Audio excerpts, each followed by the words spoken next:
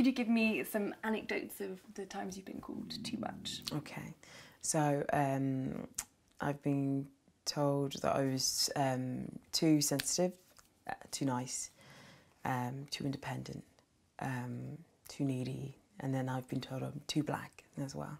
Yeah. And can you give me some detailed anecdotes about when you've been called those things? So, you know, by who, what time, place, like situation. Okay. How made you feel? Yeah, so I've been told I was too nice or too honest was another one in a work setting a couple of years ago. That's something that has been said to me. That kind of made me feel a bit confused because, to be honest and nice, I didn't think were particularly negative traits. And sensitivity is something I have been told as well. That's something I've been told by friends and I suppose by maybe acquaintances if they're saying something and I felt that it's been quite negative. I've not really reacted into it as banter. There's something which is like funny or something like that, and it's been told, oh, you're a bit too sensitive about that. And then the independence and being too independent and being too needy are two completely different spectrums, but have been said by people in relationships. At first, to be too independent, because I don't know why. That's their view of who I am. Perhaps doing whatever I need to for myself, and then opening up if that's how I felt in the relationship, to do that, if I felt it was a safe space, and then to be told that I'm being too needy. So it's a bit of a confusing balance, really. And being told that I'm too black, that's something I have heard when I was at school, and also even in the dating aspect, talked about in terms of preference from guys. Saying that they have a preference for lighter-skinned women, which it's okay to have your own preference or whatever with regards to people, but I think it's quite a negative, really, way to talk to another person, to look at their sense of being as something, or how they look aesthetically, and to say that they just have to say that they're not interested. I think that's probably more than enough. And then too black in the sense of the perceptions of who I am, what I'm saying, or my sense of being is something that has been said to me during my education, really, and that's something that has been said before. Really? What? So in terms of what? Just like a kind of. It's said in a kind of a jokey kind of way about perceptions of thinking. Maybe of what I'm saying or who I am or something like that, and saying, oh, you're too black in the sense of how I carry myself, which again, I don't think there's anything particularly wrong with that either. I think you are who you are. I think there's always, there is that kind of perception to be too black, or you're being too white, or you're just being who you are, but sometimes whoever you are is perceived in a negative way.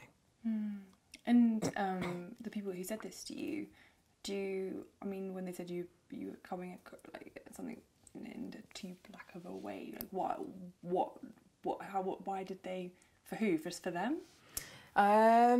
Yeah, I don't know what it is, why it would be a negative thing or not. I suppose it's about stereotyping, maybe making a stereotype about whatever it is I was doing or whatever it was I was saying, and then feeling that because I was reacting in that way that or who I am, that they felt the need to say that.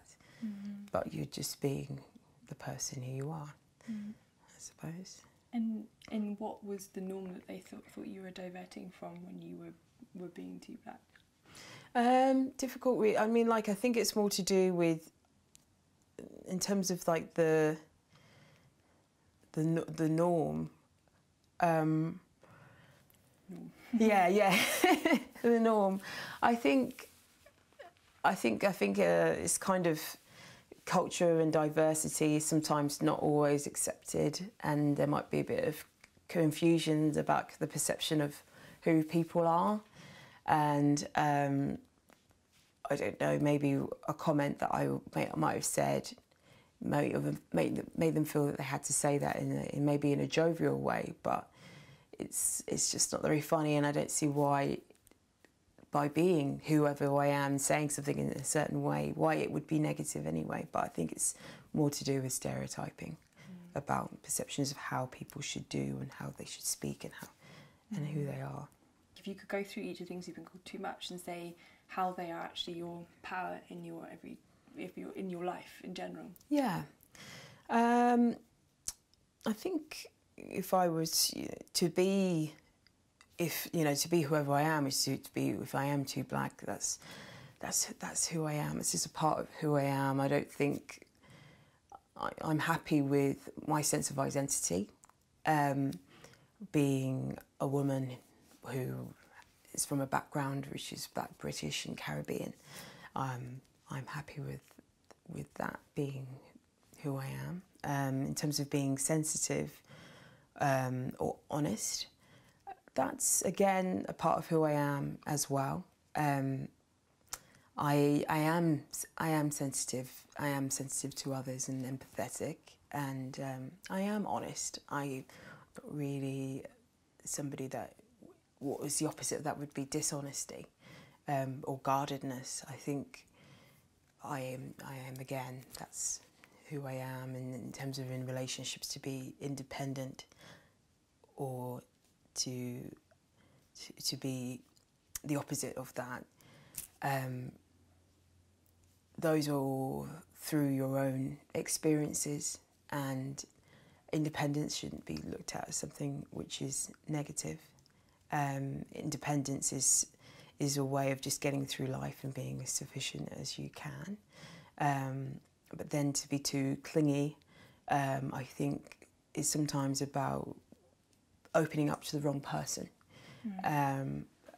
Perhaps they're giving you signs or signals. You're talking about how you can open up more, and you do that in that space. But then, if you're with the wrong person, it can be thrown back out, and that's what's happened to me. I have opened myself up, but perhaps not to the right person, and then that's been the response that I've got back.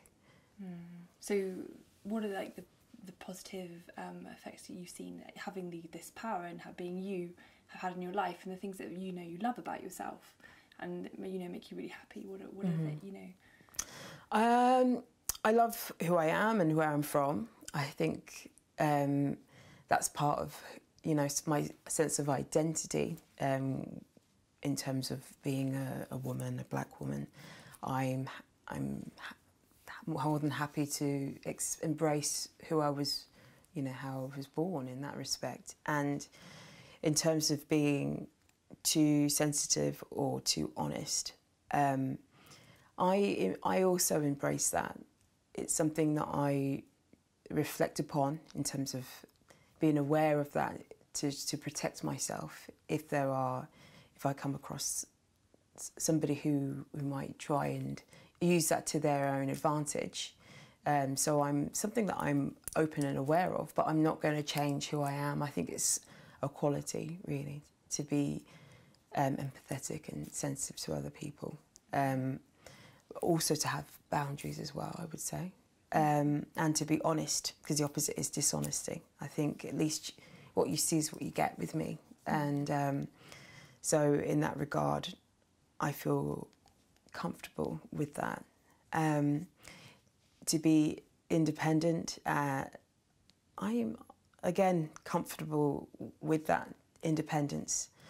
This clinginess aspect, I think, would be, again, from being in relationships that are not right for me. We're not right for each other, so I suppose when you're not right for each other, you say words about the other person that are reasons for why you shouldn't be together, as opposed to the fact that maybe the relationship's run its course. So it's something I'm just aware of and open to learning again in whatever relationships I come across in the future. but that's one thing I know, you can only be yourself and express yourself as best you can in a safe space. So I suppose when you're in that safe space with the right people around you, then those things that are perceived as negatives are then perceived as positives. And in terms of reflecting on who I am, whatever it is that, you know, whatever I'm doing, whatever I'm saying, I'm just open and aware of that. So if it is affecting anybody in a negative way, that's something that we can have through having a conversation about.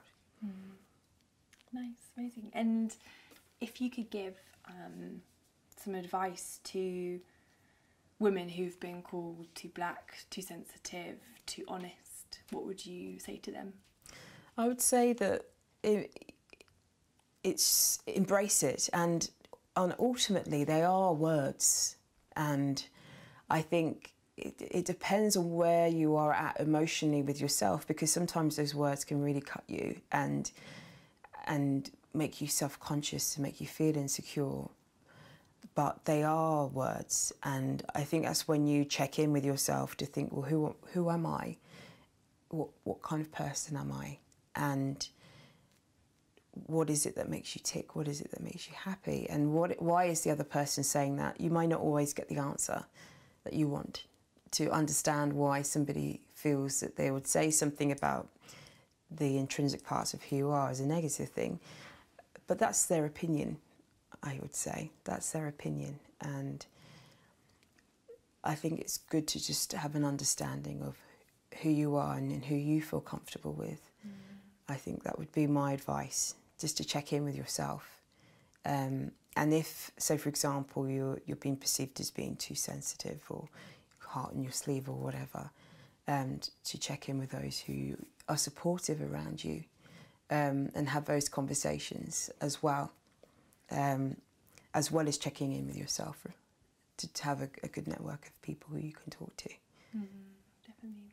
And how did you sort of, you're talking about sort of that, like, sort of confidence in who you are, like how did you find that? It's a work in progress. It's a work in progress. I find that through my life experience and accepting who I am as a person, recognising that relationships with everybody is a dance, and it's a dance of giving and taking, and some people you may not never gel with for various reasons, and some reasons that you won't ever be able to understand, but everyone's different, and everyone is like chalk and cheese, or they love or hate Marmite. It's just, that's just how people are. Some people really like you, and some people perhaps don't get you as much, but that's when you have to check in with yourself, really. I think that's what's important, and that's hard to learn. It's a work in progress for me to have that self-acceptance and to love myself, and sometimes I feel fully that way, and sometimes I don't, and when I don't, that's when I have to take a step back and reflect and think about what's going on as to why I feel insecure.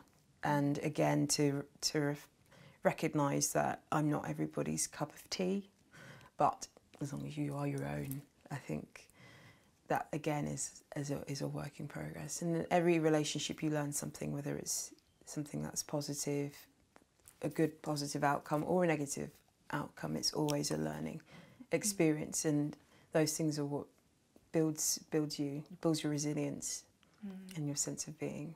Yeah, I don't like be your own cup of tea. Yes. Perfect. Cool. Thank you. Good. Is there anything else you'd like to say? No, thank you.